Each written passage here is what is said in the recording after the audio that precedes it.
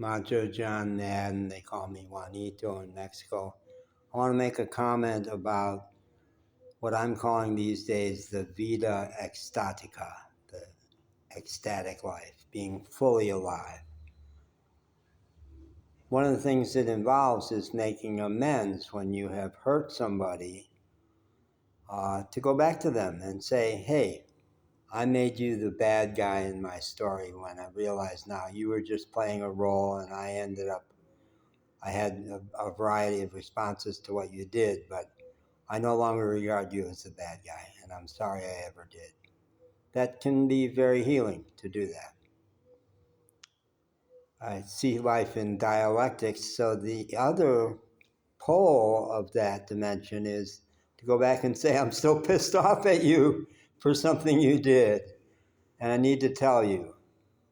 And sometimes that can be very healing to do that too. And I want to tell you a story about a time I did that, and it didn't go very well. It involved my therapist. I had had a therapist in Asheville, North Carolina for 7 years. I saw her weekly for 7 years. My insurance was paying it. I don't think I was paying anything out of pocket or minimal. And she had a lovely office, very homey. She would bring her dog to work, and I would bring my dog to the sessions. And we knew each other from the community. We knew each other from the community before I ever asked her to be my therapist. I think I knew her from Interplay first, which was a form of personal growth that's all about improvisation that was really big in Asheville, and a lot of our mutual friends did it. So I would see her there, and we would dance there and do all kinds of exciting stuff there. I also knew her from the dance community, and we would dance together very creatively, ecstatic dance, free-form improv dancing. We'd have super times on the dance floor. And I would see her every week for therapy. So she was a real person, and she was not averse, because we knew each other in so many ways. We had a lot of the same friends. She would tell the truth about who she was. She let me know her as a person, which I think is crucial.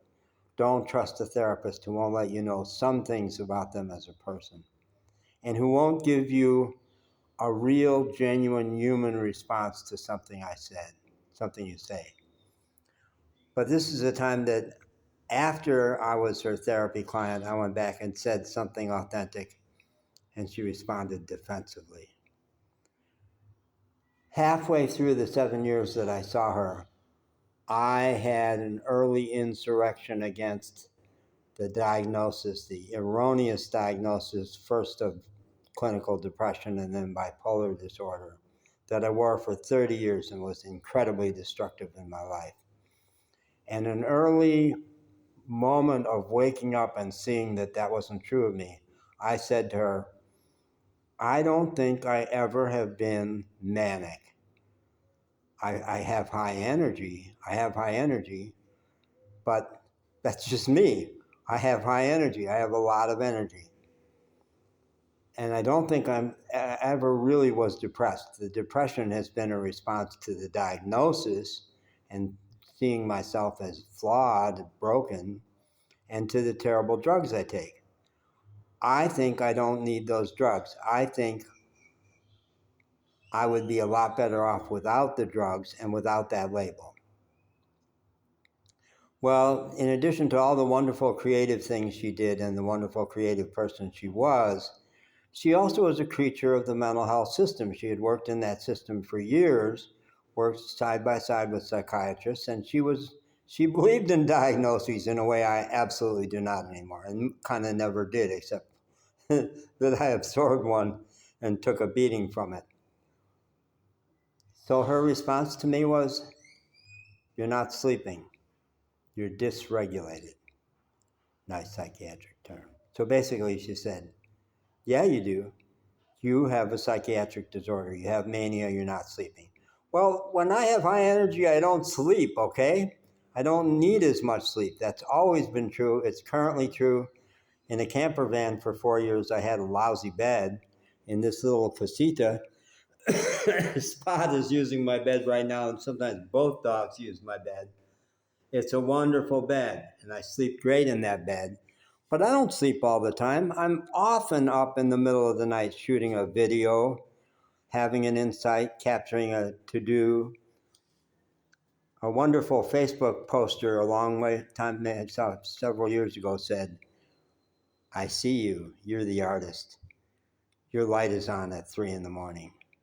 because you're an artist. And that's the truth about artists. We respond to spirit, to the muse when it calls us. I often will give myself an assignment at nighttime for my unconscious. Hey, unconscious, could you fill in this for me?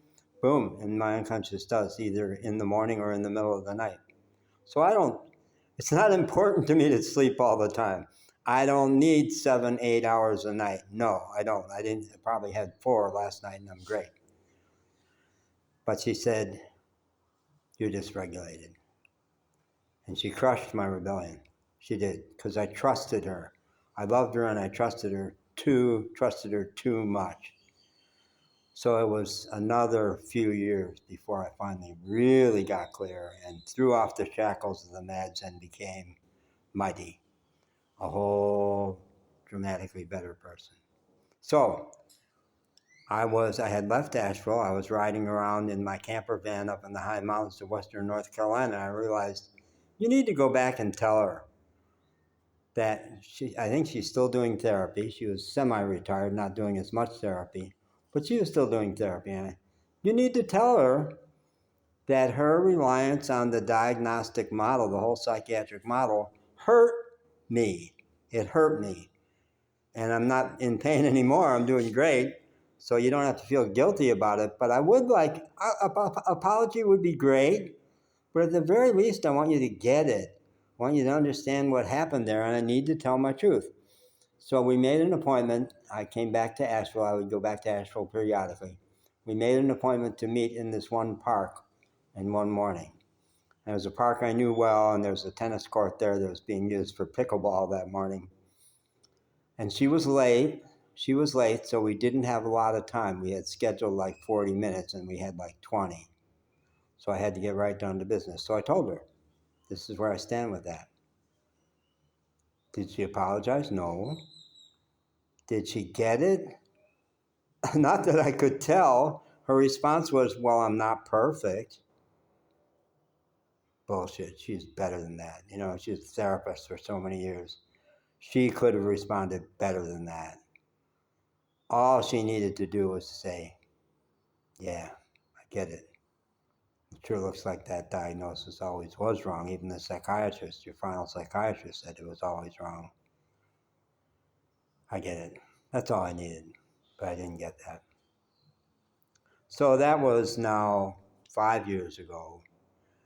And Asheville has been through so much travail. They had the remnants of the Hurricane Helene storms.